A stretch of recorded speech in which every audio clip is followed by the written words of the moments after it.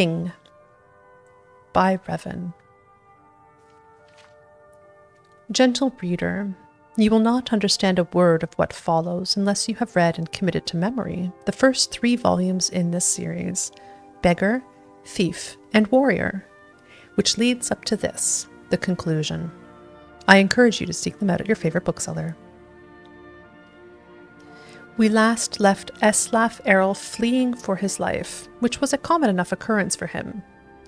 He had stolen a lot of gold and one particularly large gem from a rich man in Jalenheim named Soybud. The thief fled north, spending the gold wildly, as thieves generally do, for all sorts of illicit pleasures, which would no doubt disturb the gentleman or lady reading this, so I will not go into detail.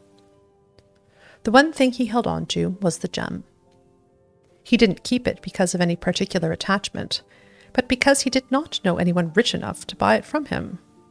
And so he found himself in the ironic situation of being penniless and having in his possession a gem worth millions.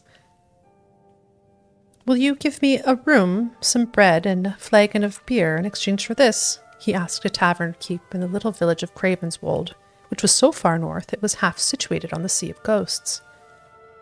The tavern keep looked at it suspiciously. "It's just crystal," Eslaf said quickly. "But isn't it pretty?" "Let me see that," said a young armor-clad woman at the end of the bar. Without waiting permission, she picked up the gem, studied it, and smiled not very sweetly at Eslaf. "Would you join me at my table?" "I'm actually in a bit of a hurry," replied Eslaf, holding out his hand for the stone. "Another time?" "Out of respect for my friend, the tavern keep here, my men and I leave our weapons behind when we come in here," the woman said casually, not handing the gem back, but picking up a broom that was sitting against the bar. "I can assure you, however, that I can use this quite effectively as a blunt instrument. Not a weapon, of course, but an instrument to stun, medicinally crush a bone or two, and then, once it is on the inside—" "Which table?" asked Eslaf quickly. The young woman led him to a large table in the back of the tavern, where 10 of the biggest Nord brutes Eslaf had ever seen were sitting.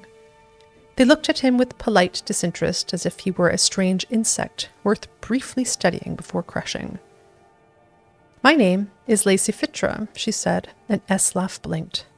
That was the name Soybud had uttered before Eslaf had made his escape. "And these are my lieutenants. I am the commander of a very large independent army of noble knights, the very best in Skyrim. Most recently, we were given a job to attack a vineyard in the Alto to force its owner, a man named Hrormir, to sell to our employer, a man named Soybud. Our payment was to be a gem of surpassing size and quality, quite famous and unmistakable. We did as we were asked, and when we went to Soybud to collect our fee, he told us he was unable to pay due to a recent burglary. In the end, though, he saw things our way and paid us an amount of gold almost equal to the worth of the prize jewel. It did not empty out his treasury entirely, but it meant he was unable to buy the land in the Alto after all. So, we were not paid enough. Soybud has taken a heavy financial blow, and Hrormir's prize crop of jaspe has been temporarily destroyed for naught." Lacey Fitra took a long, slow drink of her mead before continuing. "Now, I wonder, could you tell me, how came you in the possession of the gem we were promised?" Eslaf did not answer at once. Instead, he took a piece of bread from the plate of the savage bearded barbarian on his left and ate it. "I'm sorry," he said, his mouth full. "May I? Of course, I couldn't stop you from taking the gem, even if I wanted to, and as a matter of fact, I don't mind at all. It's also useless to deny how it came into my possession. I stole it from your employer. I certainly didn't mean you or your noble knights any harm by it, but I can understand why the word of a thief is not suitable for one such as yourself." "No," replied Lacey Fitra, frowning, but her eyes showing amusement. "Not suitable at all. But before you kill me, Eslaf said, grabbing another piece of bread. "Tell me, how suitable is it for noble knights such as yourself to be paid twice for one job? I have no honor myself, but I would have thought that since Soybud took a profit loss to pay you, and now you have the gem, your handsome profit is not entirely honorable." Lacey Fitra picked up the broom and looked at Eslaf. Then she laughed. "What is your name, thief?" "Eslaf," said the thief. "We will take the gem, as it was promised to us. But you were right. We should not be paid twice for the same job." "So," said the warrior woman, putting down the broomstick, "you are our new employer. What would you have your own army do for you?" Many people could find quite a few good uses for their own army, but Eslaf was not among them. He searched his brain, and finally it was decided that it was a debt to be paid later. For all her brutality, Lacey Fitra was a simple woman, raised, he learned, by the very army she commanded. Fighting and honor were the only things she knew. When Eslaf left Cravenswold, he had an army at his beck and call, but not a coin to his name. He knew he would have to steal something soon. As he wandered the woods, scrounging for food, he was beset with a strange feeling of familiarity. These were the very woods he had been in as a child, also starving, also scrounging. When he came out on the road, he found that he had come back on the kingdom where he had been raised by the dear, stupid, shy maid Druspa. He was in Erlgard. It had fallen even deeper into despair since his youth. The shops that had refused him food were boarded up, abandoned. The only people left were hollow, hopeless figures, so ravaged by taxation, despotism, and barbaric raids that they were too weak to flee. Eslaf realized how lucky he was to have gotten out in his youth. There was, however, a castle and a king.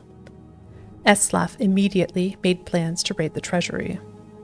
As usual, he watched the place carefully, taking note of the security and the habits of the guards. This took some time. In the end, he realized there was no security and no guards. He walked in the front door and down the empty corridors to the treasury. It was full of precisely nothing, except one man. He was Eslaf's age, but looked much older.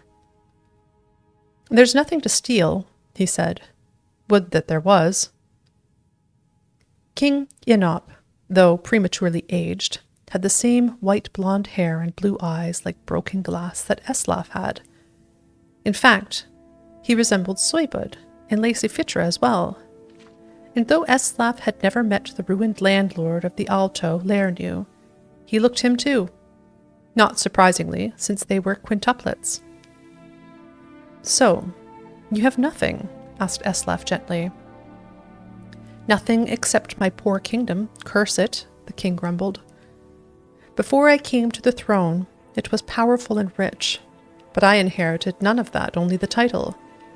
For my entire life, I've had responsibility thrust on my shoulders, but never had the means to handle it properly. I look over the desolation which is my birthright, and I hate it. If it were possible to steal a kingdom, I would not lift a finger to stop you."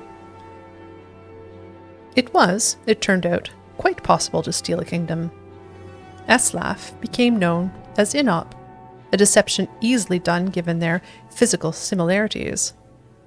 The real Inop, taking the name of Yelek Kilnu, happily left his domain, becoming eventually a simple worker in the vineyards of the Alto. For the first time free of responsibility, he fell into his new life with gusto, the years melting off him. The new Inop called in his favor with Lacey Fitra, using her army to restore peace to the kingdom of Erlgard. Now that it was safe, business and commerce began to return to the land, and Eslaf reduced the tyrannical taxes to encourage it to grow. Upon hearing that, Soybud, ever nervous about losing his money, elected to return to the land of his birth. When he died years later, out of greed, he had refused to name someone an heir, so the kingdom received its entire fortune. Eslaf used part of the gold to buy the vineyards of the Alto after hearing great things of it from Inop. And so it was that Erelgard was returned to its previous prosperity by the fifth-born child of King Ichluaf, Eslaf Errol, beggar, thief, warrior of sorts, and king.